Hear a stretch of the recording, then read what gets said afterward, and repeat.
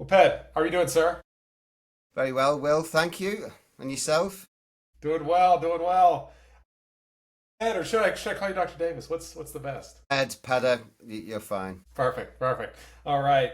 Uh, well, Ped, I'm curious. Do you mind giving us just a brief background and some big ideas, brief bio and some big ideas you're interested in? Okay, so I suppose by background, I suppose ultimately a geographer, like a lot of other people in the industry. I studied geography at university, and then towards the back end became aware of the industry in its broadest terms. I studied in Aberdeen in Scotland on a degree which was called land economy, in fact. And I suppose that was more my interest early on, was more land economics, development types of things. And it was only really whilst I was studying that course that I became really aware of the other way on what that degree is called now, real estate. So it was a bit of a, from somebody growing up in a what you'd call social housing projects in Liverpool. It was a bit of a moment, when I realised, real estate, which I had very little association with, and probably not the best, to be honest, probably not the best view on in many ways. But from there, one of the things that drew me in there was that I'd spoken to people, and it was a kind of a fast track route into a recognised profession in the UK of chartered surveying, and I went down that route and ended up doing property valuations, asset management, etc. In first of all for the the United Kingdom's Valuation Office Agency, and then subsequently in private practice in different parts of the United Kingdom. Qualified as a chartered surveyor, and then always had an inkling to be working on some slightly more theoretical type things, and getting a little bit under the hood of what motivates and what drives markets and value, as opposed to, I suppose, just advising people on valuations and how to deal with the outcoming of all that economic activity. I saw a job advertised as a university lecturer. It was just at the same point when I was going to be changing jobs myself from Scotland to Leeds in Northern England, and give it a whirl really. I thought it was going to be a short sojourn in my career into academia, and I very nearly left on a number of occasions thereafter back into private practice. But you turn around suddenly, and a couple of decades have gone by, and that's where I am. I suppose it gave me the opportunity to study for a PhD, which I think is nigh on impossible if you're in a high pressure business environment. Very difficult to do. And in doing that, in looking around at what was available or what was interesting to me at the time, Northern Ireland was going through a revaluation, the first one for about 25 years. And there was the opportunity to work with the government, with the valuation agency, in their trialling and introduction of mass appraisal for the first time, and it's the only part of the United Kingdom that uses a point value estimate backed up by mass appraisal for residential property, and that really just drove me into the whole area. What we were having to look at is whether or not we should go with a point value, or whether we should follow the rest of the United Kingdom in a banded system. So I did a lot of modelling and investigations into banded systems and what they were good for, etc. And immediately after that, we were contracted to go and advise on a tax change, policy change in Uganda, after a new piece of legislation there. And from that point onwards, my real interest has been how you can use modern techniques plus simplified methodologies to allow developing countries, developing jurisdictions to achieve the benefits of a modern property tax system and the revenue that allows to underpin services and such like. So that's what's brought me to where I am today. It's that my idea is always about marrying up the latest technology with a context-specific policy approach to allow people to to move forward, modernise their systems, and generate much needed revenue. So that's really where I've come from with that. Definitely, that makes a lot of sense. Well, Pat, I'm curious. Can you talk just to get us started? I'm curious about the point-based system versus bandit system. Can you talk about kind of the pros and cons, what they are, and then what the pros and cons of each are? I think they're two sides of the same coin in terms of allowing people with I suppose a small number of people with higher level technical skills support and deploy a workforce which is perhaps more has more basic skill sets. With both of them, it allows a small number of highly trained professionals with good technology to develop a tax base using a workforce whose skills are probably, you would say, tradesman skills. So, points-based systems are often built off the back of core valuation attributes like floor area. And I always try and say, if you've got a floor area underpinned system, if you can measure up for a carpet, you can get a tax base. And I think that's one of the strengths. And then you're also then looking for a small number of easily identifiable from the outside of the property attributes, such as level of detachment, the overall quality of the building. You know, are we really dealing with a very semi-permanent structure here, or is it far more significant with stone or steel, marble, etc.? So you're getting a floor area base, which I think ultimately fundamentally underpins all systems of valuation. Some other small number of exterior attributes, attributes that can be identified from the exterior, and then adding in some points on the basis of general locational attributes. So where you don't have dense market evidence that you can analyze using advanced techniques, you would simply be giving it a qualitative metric on the basis of the area, and also some things like on the basis of, are you fronting onto a major road, etc. Distance, you can have concentric rings even coming out from a CBD or certain areas that you just identify as better or worse, and you're giving them a kind of a Likert scale type metric. So point systems, also of course, modern remote sensing techniques and things have made it absolutely much easier to get the base level of information in there by overflying an urban area with drones, etc., and that'll get you your floor areas, and then there's lots of other technology that you can link up onto. The banded area one, where it has a disadvantage is, of course, that you end up with, say, for example, the system you bring in has got 11 bands. The disadvantage is you lose that some element of that differentiation that you get with a value-based system or a point system. So it's far blunter. But the advantage of it is, particularly in a developing jurisdiction context, you only have to bill, assess, bill, collect and enforce on 11 different bills, and that makes some things a hell of a lot more straightforward from an administrative perspective. Your accuracy doesn't have to be anywhere near as good. Some of the properties may be towards the edges of the bands, but a lot of properties typically will fall, close to In the middle. around the centre of each band. And the ones on the edges you can have a discussion about.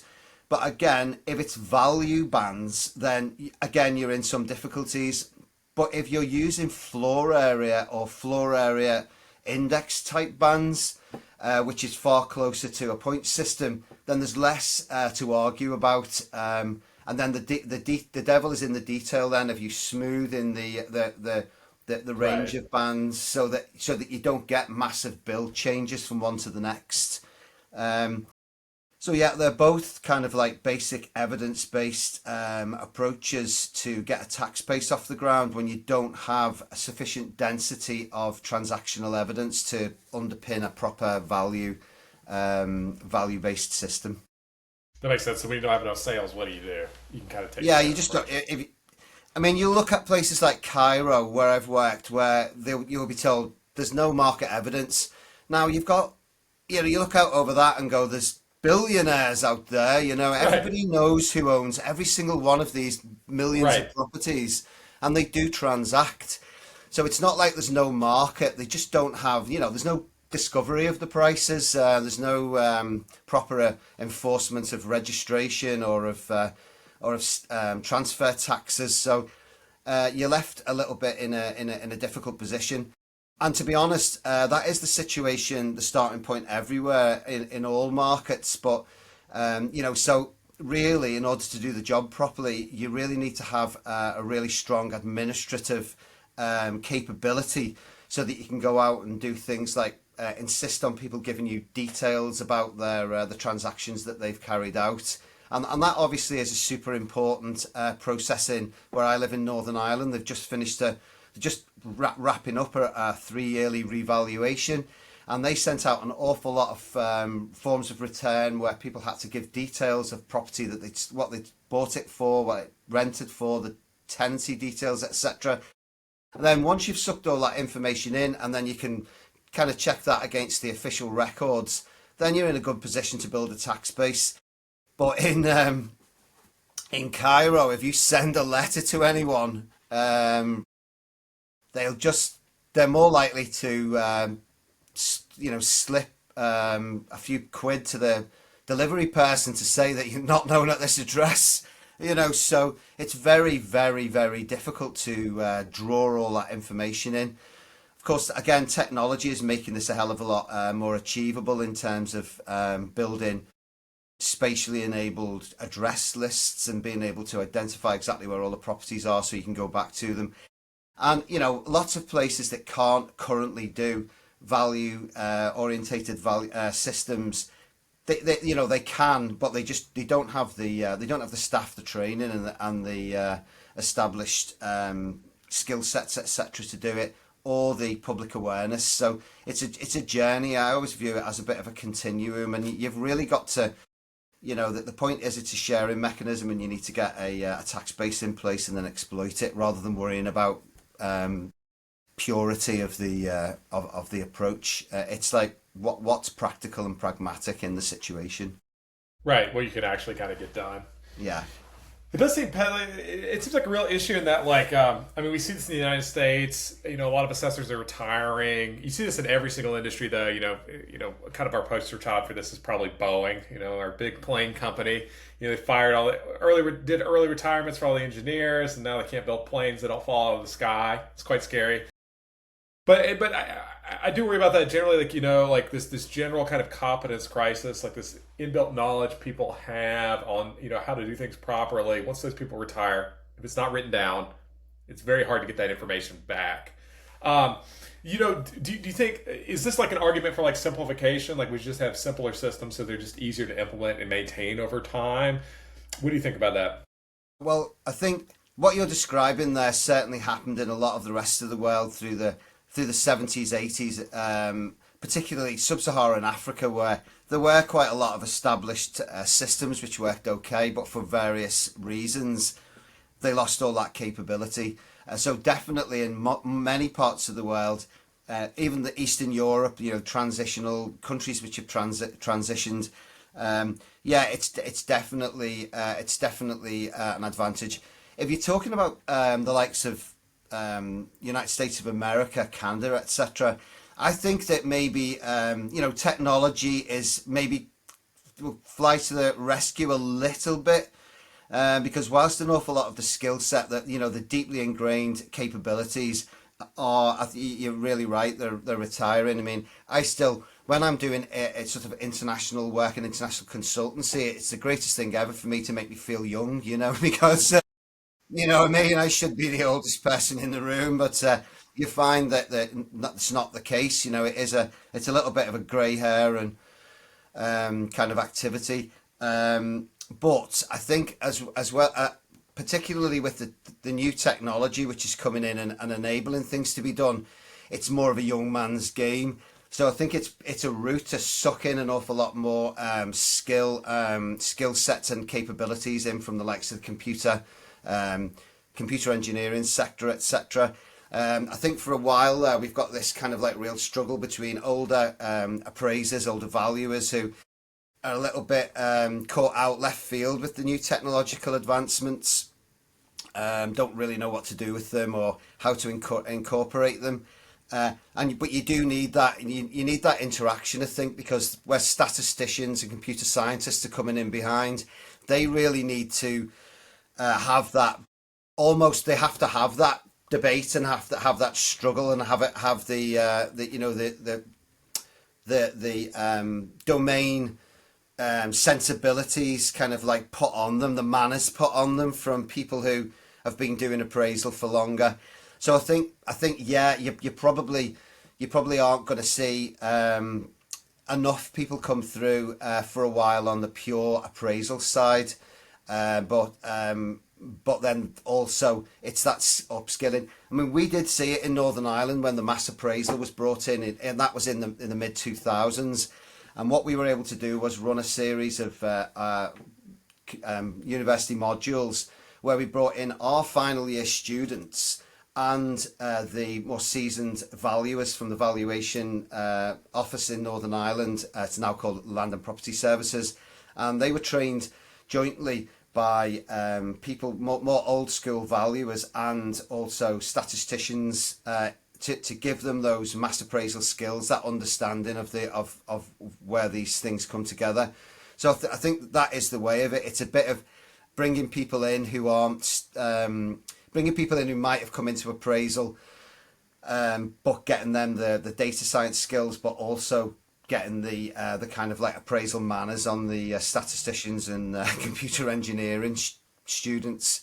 And I think there'll be enough people with relevant skills to come into the industry going forward. It's just how that's corralled and organised, and how appropriate training and exposure to that material happens. I think that's more of the key. Right, kind of the handoff between appraisals and appraisers and statisticians is kind of the Yeah, I mean, I think we're going to get people in the industry who probably envisaged that they were going to be making the next great big computer game, and right. it was going to be, that's what their career was going to be. But instead, they're going to end up being the tech savvy elected appraiser in charge of some big jurisdiction. But that journey from game designer to senior appraiser, they'll always probably be all over the technology, which wasn't the case in the past. But they do need to understand the sensibilities of dealing with taxpayers and the whole legal review process to.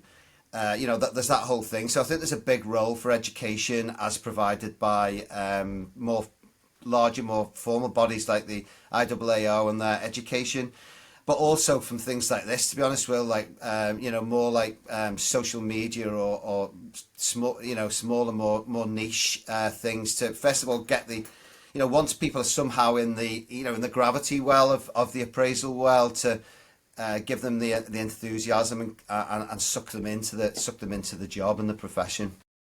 Definitely.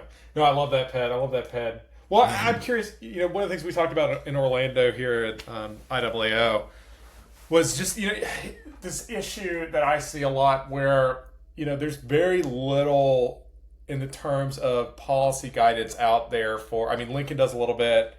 That's probably the only people I can really think of is Lincoln. Out there that are for policymakers that when they want to deal with property taxes, there's like someone they can call and actually know, like, okay, like guys, like, what should we do? We're property tax is too high. This is generally the thing everyone's worried about. It's too high. What do we do about it? Because you end up with these really weird situations where you end up with very weird exemptions, homestead exemptions, assessment caps.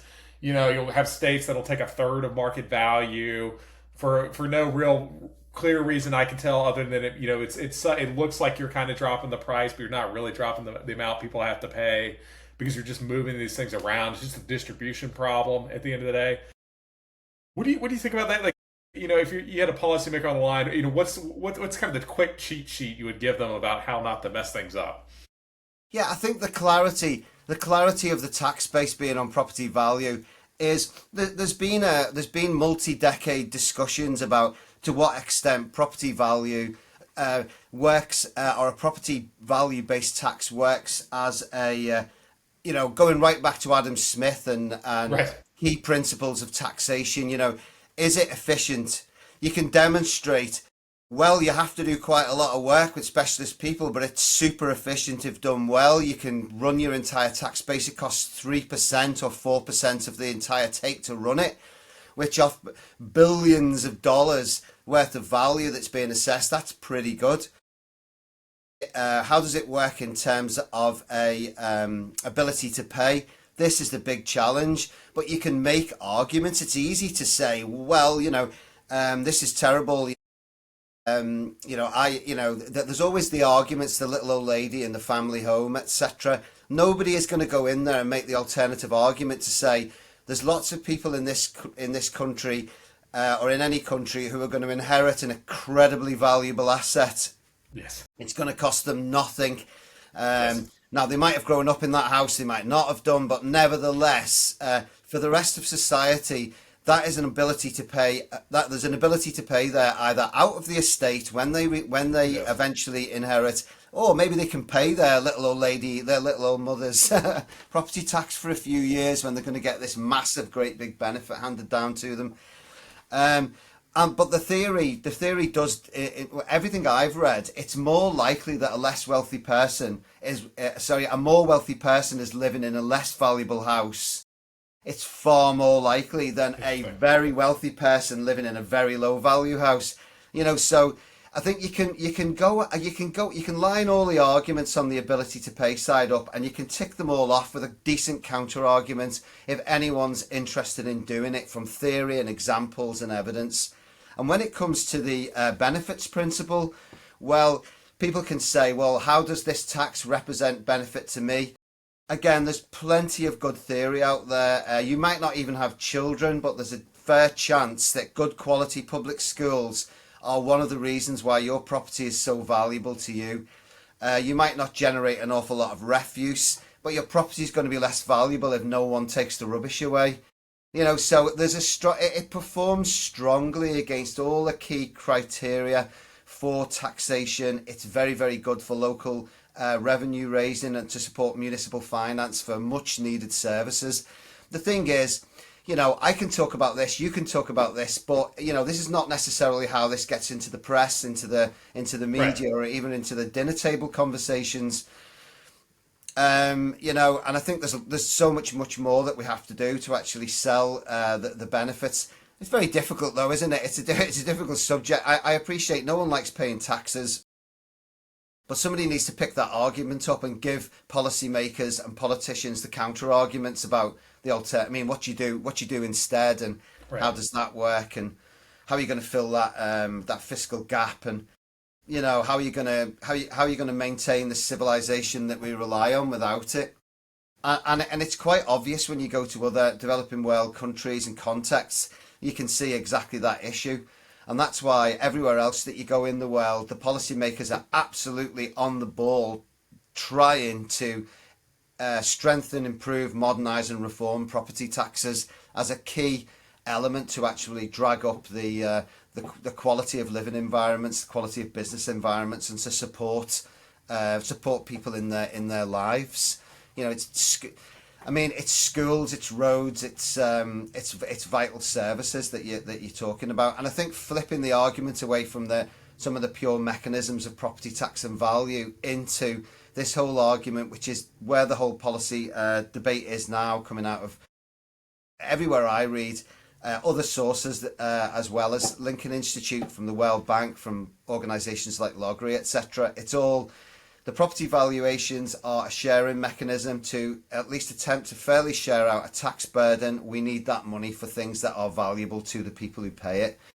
But yeah, it's a difficult job because it's not the most easy conversation to have on the doorstep. Politicians shy away from it, and it's much easier to campaign on getting rid of a tax like that than it is on strengthening it, modernising it, and bringing it in. Yeah, absolutely. Well, and it seems like this core issue where it's like you got to get money from somewhere. Yeah, exactly. That's what no one wants to hear. Nothing's free, right? Yeah, exactly. Yeah, I mean, we have the situation in Northern Ireland where, and there's a bit of debate over it, but as far as I'm concerned, I agree with the people who say we do not pay for water here in Northern Ireland. It effectively dropped out of the whole equation, and it's really being paid for. Obviously, nobody wants a new, quite significant bill in Northern Ireland in terms of the water provision. But at the end of the day, virtually the entire country, it's effectively illegal to develop because of a underperforming water infrastructure. People say, well, it rains a lot, but who's taking the sewage away? And Right. in fact, the water in Northern Ireland's really being paid for by people who are no more wealthy over the Irish Sea in England, Scotland, and Wales, and they're paying more. So they're always difficult arguments to make, to try and get people to understand that it's a good idea to pay more, and it's the whole. This is in sharp relief in places where you go like Pakistan, India, etc. Ability to pay is way in excess of willingness to pay. People will almost be sending you a message on their smartphone saying, no, no, no, I can't afford to pay that bill, but they're operating a modern smartphone, and maybe their property tax bill is considerably less than 1 month's supply of bottled water, and they're needing to use bottled water to avoid getting sick. And you're like, look, the property tax is to underpin things like getting clean water into everybody's homes, and you know what I mean. Maybe that's a good thing that you want to spend money on. Yeah, it seems like it's a pretty hard collective action problem because it's like, well, like yeah, you want the water, and nobody wants to pay for the water, but we would all be better off if we just chipped in a little bit to pay for the water. Yeah, exactly. Yeah, it's like yeah, For me, that is the fundamental underpinning of a property tax. It's like you have to walk all day to a dirty river. If we all throw some money in a bucket, we can put a well in the towns, in the village, in the middle of the village, and you can have as much clean water as you want. Now, who's chipping in what? Is it all the same? Is everyone paying the same? Or are we going to come up with some kind of slightly more fair sharing mechanism so that people with a greater ability to pay a little bit more, you know? But then, you will also find people saying, don't worry, I'll put a pipe from there right into my house, but I'm not paying for anybody else's, etc. But then you get people stealing the water out of that pipe, and then they're complaining you need to spend more on the police force. So these are real world challenges that are happening right now all around the world, that which hopefully improvements in property taxes can address. So I think in the UK, the United States of America, etc., we're at that level, but we are in danger of slipping away from it and seeing our public services deteriorate because we can't face up to the arguments to convince people to pay up. I think a lot of it is PR and marketing and communication strategy as well to try and win over the electorate, and then maybe their elected representatives will be a bit less reluctant to argue the points. absolutely, absolutely. Pat, I'm really curious. If we play this back and we look back how the UK got here, how the US got here, it seems like there's like tons of like transitional gains problems here, like and traps. Particularly talked about, well, I'll just pipe the water into my house, but then you've got all these roving bandits and they're going to pull the water out of the pipe, just super crazy. But when you think about edging along like some of these countries that don't have robust taxation schemes like this yet, how do you get them there? Like, how do you edge people along and get people? Does it just take someone like maybe a strong man to come in and say, "Hey, we're going to do this"? Like, how do you actually like move people along in a democracy when people just are not down to do this? And generally, because you're going to be worse off in the micro level immediately, but better off long term. And people really can't. They have there's this time preference problem where they really have problems thinking about the long term.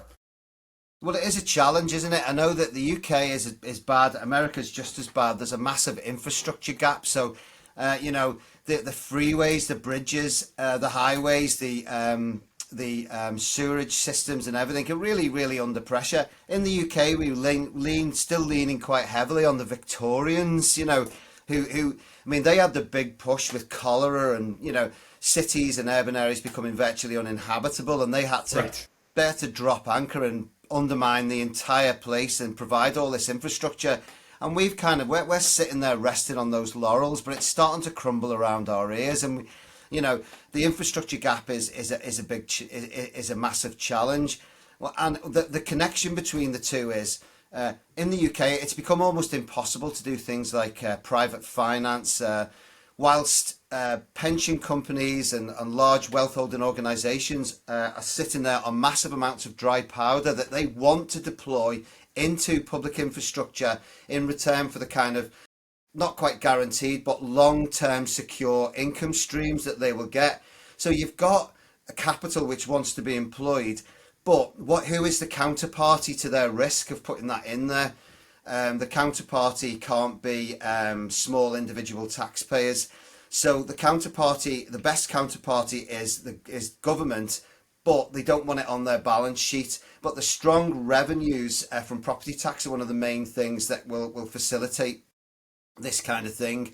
Of course, then the government's got to be able to make sure that they can establish what their revenue streams are going to be.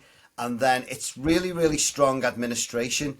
Most places have got adequate legislation on board, but they've got weak to non-existent administration in terms of discovery of properties, the assessment task, and then billing, collection, and enforcement.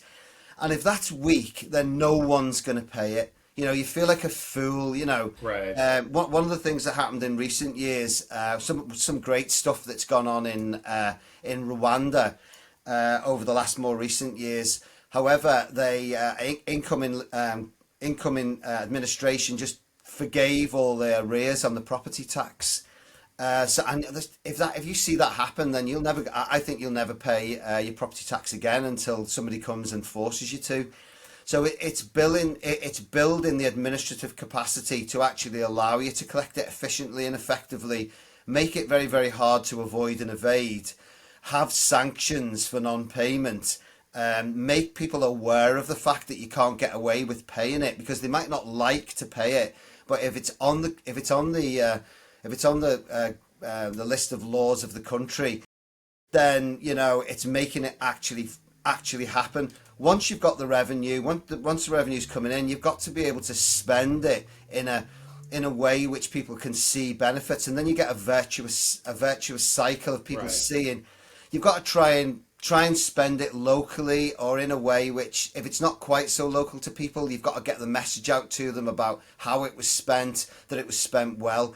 Because people don't want to be paying a noticeable property tax bill if they think it's just going to be diverted to other expenditures that maybe they should have sorted that out, or fraud, Right. corruption, etc. So I think it's making it absolutely unavoidable that you have to pay it, and actually deploying the law of the land. As they say, the law's got to be done and seen to be done. There's got to be sanctions and penalties, but then you've got to spend the money well, and then you've got to communicate that back to the taxpayers. This is what your money was spent on. It's making things better, and we need to continue in that direction. And rather than talking about expenditure, you're talking about numbers of teachers employed. You're talking about successful educational outcomes or streetlights, put into areas. All that good news story. It's easier, in fact, with modern technology in some ways. All the effort I've seen, people can get on with it in terms of getting the revenue in, but they're still really, really weak in terms of the expenditure, what it's spent on Right. side, and the story behind that. It's easier to say, pay us your money and we'll employ teachers, we'll fix schools, than the actually closing that loop and demonstrating you have done that. Right. That's difficult, and it's difficult enough here where there are schools and there are public infrastructure, Right. etc. Never mind in developing countries where there's nothing at the moment, and you're trying to convince them that you're going to be building that. Definitely. That makes sense. So it's like enforcement that's making sure you're selling that this is Yeah, everything working. if you Yeah. can avoid it, people will just go, well, I'll wait until I have to pay it, and then there's that. Right.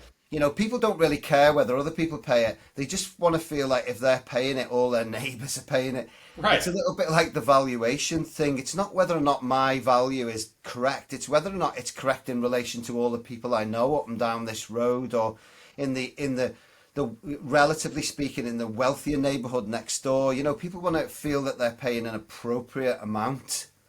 Yes. The actual, you could times every single value by 10, it would still Yeah. be, you know, which is why I think sometimes people get overly caught up in the, as a valuer, I'm as guilty as anyone else, getting overly caught up in the absolute accuracy of this, because ultimately it's a Right. relative sharing mechanism. Yeah. No doubt. No doubt. Makes sense. Makes a ton of sense. Well, Ped, Thanks so much for the time today. Really appreciate it.